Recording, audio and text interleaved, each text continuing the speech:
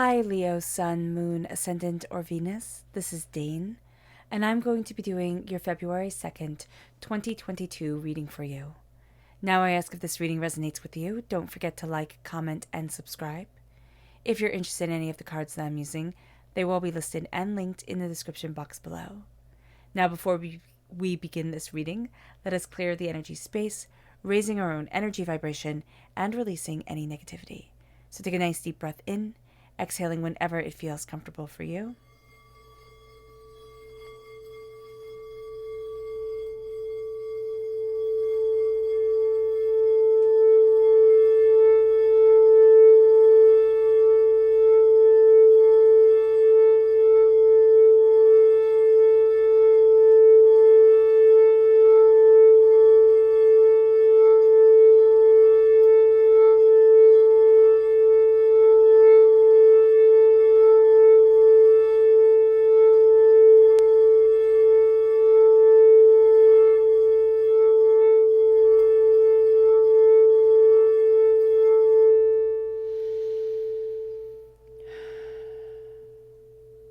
Releasing all negativity from the body like storm clouds. Letting yourself feel calm, centered, and at peace as we enter into this safe and loving space. So let's see what the tarot has to say. Leo, February 2nd, 2022, Leo. Angels and spirit guides, show me clearly.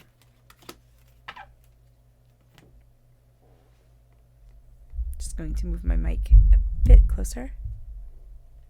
Sorry if that made any sound.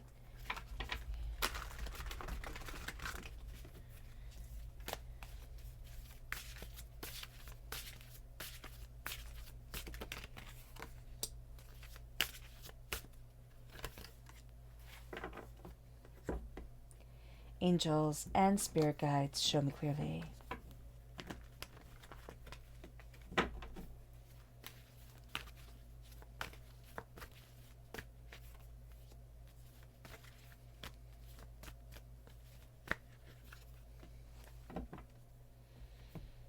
Angels and spirit guides, show me clearly.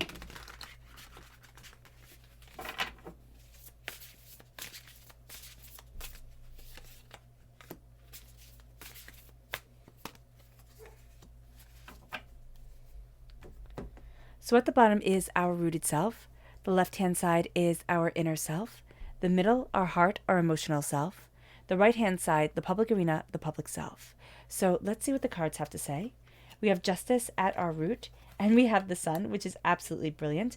Libra is represented by Justice in the major arcana. So if we have Libra energy within our natal chart, that's coming through very powerfully here at our root. We then have the Chariot, which is Cancer energy. So if we are born on the cusp with Cancer, or we have Cancer within our natal chart, that's coming through very powerfully in our emotional self. Well, our inner self. We have the High Priestess, which is beautiful. Then we have the Nine of Wands and the Queen of Swords. Queen of Swords is air sign energy, Gemini, Libra, Aquarius, amplifying the Libra energy here at our root. But also if we have air sign energy in our natal chart, that's coming through very powerfully at our heart. Our heart and our mind are really starting to work together at this time, which is quite beautiful. We have the Eight of Wands. And we have the Seven of Wands. I like that countdown in the public arena. We're getting ready, but we're also being told do not fight all the time. Like, don't fight what's happening, the energy that's around you. It's going to be important to accept. And that's something that some of us can have a bit of a hard time with, like letting go and seeing what happens as we follow this angel number, or if we meditate on this angel number. If we meditate on this angel number of 22 until February 2nd, that would be something very powerful. We'll find that new roads start to open up for us. So let's look at the energy that we need to be mindful of. Angels and spirit guides, show me clearly. And this is the Hermit. This is Virgo energy. This can be following the light that is illuminating us during this time, but in a way that shuts us off from the rest of the world. And divinity wants to make it very clear that this is to open up our path to so much more than what we realize. So that's going to be very important for us, Leo. Also, being mindful of Virgo energy. Virgo is represented by the Hermit, can be important for us, but also don't turn too deeply inward, which sounds like a contradiction when we're doing, spiritual work and when we're doing self work. But it's kind of like, don't fall so far down the rabbit hole that it becomes too much. It becomes very overwhelming. Let's look at our chakra energy. Angels and spirit guides, show me clearly. This is communication. This is the throat chakra. And there is a need here to communicate what we love, what we want, who we are, what we desire within our lives. And that's going to be very powerful for us. We're going to have a tendency not to say what we really want or not to say what we really mean. And that's going to be something that we need to work on during this time, to be able to embrace and be able to say, to be able to really move forward in that knowledge, in that understanding of what we love and who we are, and to communicate with the world, what we desire, and with our world, what we desire. So the number 22 is an angel number telling us that we're on the right track. It is our angels telling us that we're on the right track. It's also our angels telling us that they are on our side, that they have our back, that we are being connected with. Our dreams are about to come into reality. It doesn't mean that all our dreams are about to come true, but it does mean that some certain aspect of our dreams are coming into reality in a very powerful and beautiful way. Now, as our angels are on our side, we're also being told to let go of fear and doubt that has held us back for way too long. And again, this can be easier for others than it is for some. And so this is going to be a time where we have to kind of think big and be brave. But also this is a time to say, okay, my fear and my doubt, even if I just make a small step during this time, even if I just embrace a small way forward, that is an extraordinary way forward. Again, with thinking big and being brave, we need to not let ourselves be overburdened when we do this. So we're going to kind of think, oh, well, the more I put on the plate, the better I will be. The more I do, the better I will do.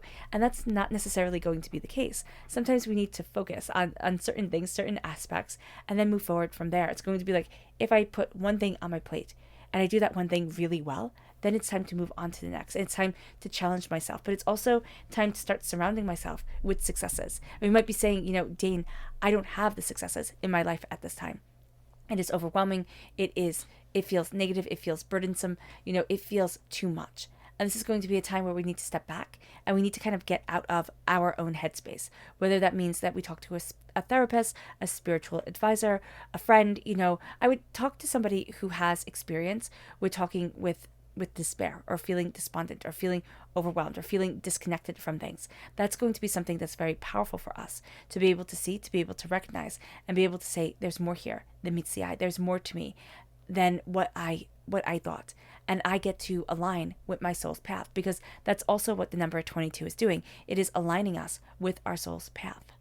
Now, if we look at the number 22, in the Hebrew alphabet, there are 22 letters. And the word of God is called the lamp. So we have the lamp right here, which is interesting that we're told to be mindful of this. But we also have the lamp of the world, the sun, right here at our root. And this is the light that we live by. So the word light is found 264 times in Scripture. And if we take 264 and we divide it by 12, which is the number of divine authority, we have 22, which represents light. So the light at our root is moving us forward. And it's saying, that's what it's saying. Don't mistaken the small light of, a candle, or the small light of, whatever that we find to be helpful and steadying, to replace the light of the sun that guides us, the light that illuminates the world. So that's going to be very important, because we can get caught up in one very specific thing, Leo, and say, that's it. That's the only thing that I can focus on. That's the only thing that is.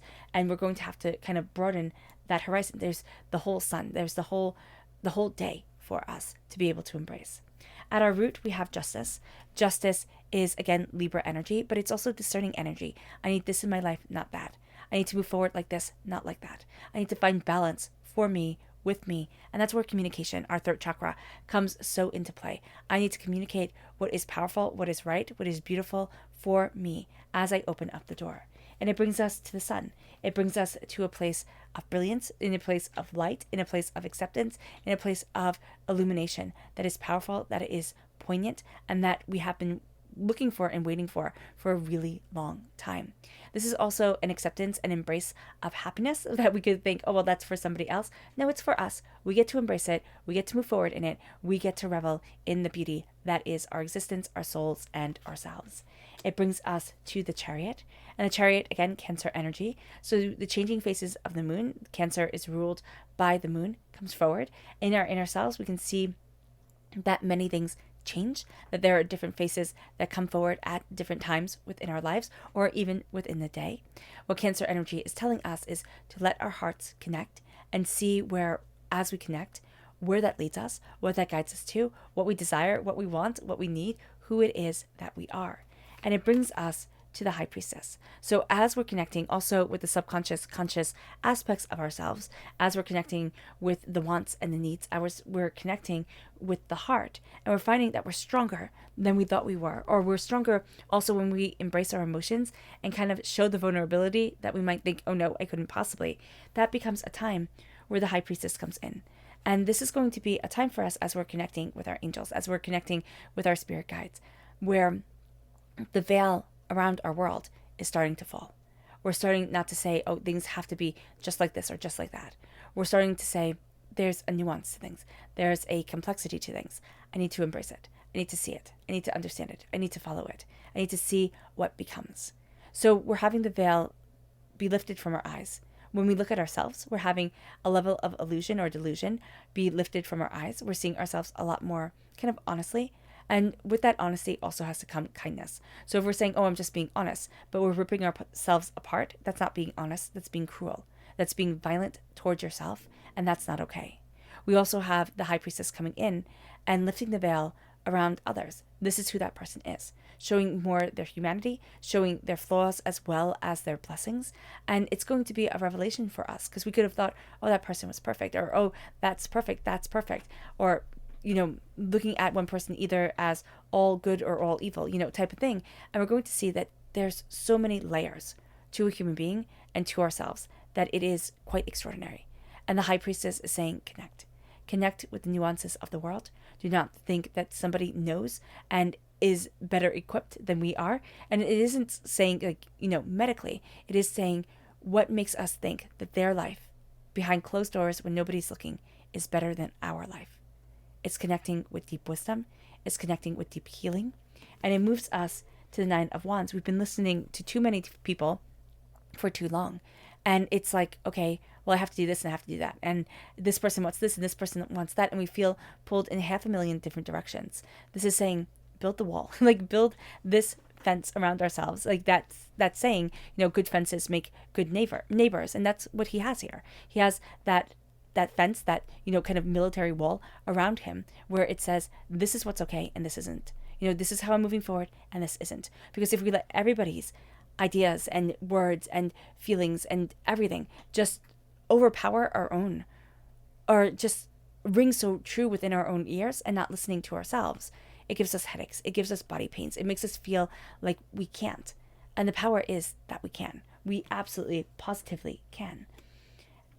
We just have to be able, not in a hurtful way, but to say no to things and to people, and to say, this is important. These are the guidelines. These are the barriers. This is what's acceptable and this isn't. And it moves us to the Queen of Swords. And the Queen of Swords is the most masculine of the queens. And that's not a bad thing at all. What it is I've trained, I've learned, I've discovered, this is who I am. This is what I want. This is what I need. My mind and my heart are working together, which is the way that we want it. We don't want to be all emotion or all logic, because those people are exhausting. We want to be in the middle. We want to be balanced. And we'll tip from one side to another. Of course we will. We're human beings. But we need to be balanced within ourselves. We're cutting through doubts and fears and negativity. We're embracing our ideas. We're embracing what we desire. We're embracing what we want. We're embracing what we need. And we're starting to say that to ourselves. And the sword is the only weapon within the tarot. And this is something of great skill. This was something back in, medieval times, was only a weapon of nobility. And so as we're embracing this, as we're embracing our voice, as we're embracing what we desire, we're embracing the nobility of our spirit, the sense of, this is who I am, this is what I want, and this is where I need to be. What is it here during this time? If we meditate upon this, if we look at this, what is it that we're hearing from outside sources that doesn't mesh with our inner self? What is it that has us overwhelmed? What are we seeing differently? What if we let our hearts, weigh in more? And instead of saying, oh no, it has to be completely logical, it's like, well, it can also be emotional. That's important too. If you want to, share it in the comment box below. See what it is. And embrace, see what it is on the first day, when you listen to this video, and then see what it is on the 2nd of February. Has it changed? Has it evolved? Because we're going to see things moving rather quickly with the 8 of Wands. It's like ready or not, here it comes. We're taking aim, we're going after. Here it says good news and travel. And yes, it's good news and travel and things moving quickly. But it's like, this is what I'm taking aim for. This is what I want. This is the balance of the truth within me. I'm just seeing strong Sagittarius energy here because of, the bow and arrow. But it's a sense of, this is what I need. This is what I want. This is what I'm taking aim of. And nobody's going to hold me back. Yes, I'm being thrown out of my comfort zone, but sometimes our comfort zones aren't comfortable. There we go. They're just simply what we're used to. And it can be a repeat of trauma. It can be a repeat of drama. It can be feeling so chaotically lost or so overwhelmed by things that need to be done that we just can't start. So here it's that kick forward, but it's also reaching out for help. It's saying, I can't do this alone type of deal. And it brings us to the 7 of Wands, which is challenges and courage. And it's challenging and it's courageous not to fight all the time. Our world is so used to and so rewards. If I'm going to fight and yell with you, if I'm going to, win and come out on top, it's like, no, this is a time where we stand in what we believe in. We state what we desire. We can disagree with people when we fundamentally disagree with them, but it doesn't have to be a war being waged. It doesn't have to consume us. And that's going to be very important because as we're moving forward, we need to fly free and aim true. And if we're being held back by anger, by doubts, by fears, by chaos, it's just not going to happen. Our subconscious energy that we need to be mindful of is the King of Cups. It's the overindulgence of emotions. It's also a person who emotionally manipulates us and what we desire. It can also be us emotionally manipulating us and calling forward trauma of the past. It brings us to our subconscious chakra energy, and that is the inner child, the heart chakra. We need to connect with our heart, with what we love, with what we desire within ourselves. I love to do the exercise whenever the inner child comes up, of just simply holding open your arms and visualizing yourself holding open your arms and letting that child that you once were run into your arms and holding them and saying, I love you. I'm here for you. I will always be here for you. I will always love you. You are always safe with me. And that is a powerful thing. It's an extraordinary thing to be seen. It's an even more extraordinary thing to start seeing yourself.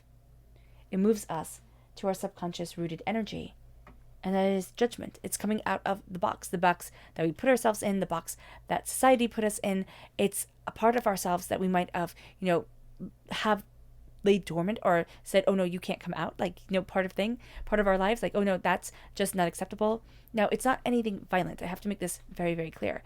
It's like, oh, I'm just too quirky. It's just people are going to laugh at me if I embrace who it is that I am. And we're seeing our angels calling us to rise, calling us to step forward, saying, I'm here for you. I have your back. I'm on your side. Let us see what is possible together. It moves us to our subconscious inner self, and that is the King of Cups. Amplifying the Cancer energy, yes, but the King of Cups comes through as the energy that we need to be mindful of, right? Letting our emotions kind of just take over and run rampant, because it can make us rather reactionary and rather, chaotic. Here, it is a sense of I'm leading through the example of my heart, my soul, and myself. I'm embracing who I am, what I need, and as I go forward, and as I do this, I embrace what I love for me, what is important and intrinsic for me, and I shine as an example to the world around me. It moves us to our subconscious emotional self, and that is the Page of Cups. At our heart, we are becoming a student of our heart, and we're going to find that it is extraordinary the way that it takes us, the roads that we take, the inspirations that we get. We're going to find that we open up to our world and to ourselves in just a brilliant, unimaginable way. We didn't think this was possible. And as we become a student of our hearts and we become the owner of our minds, it's like, this is my mind, this is what I want, this is what I need, the world changes and we start to change. It brings us to our subconscious public arena self, and that is the world. It says rewards, success, completion.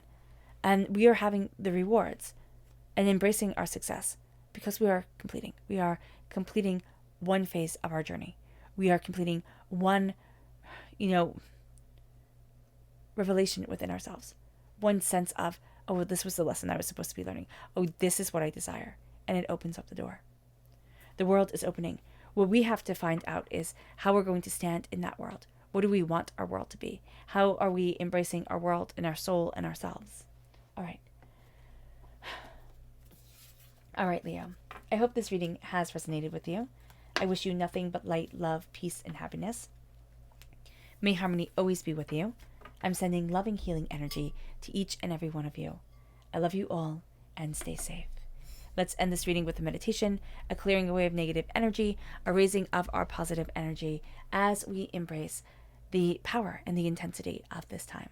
So take a nice deep breath in, exhaling whenever it feels comfortable for you.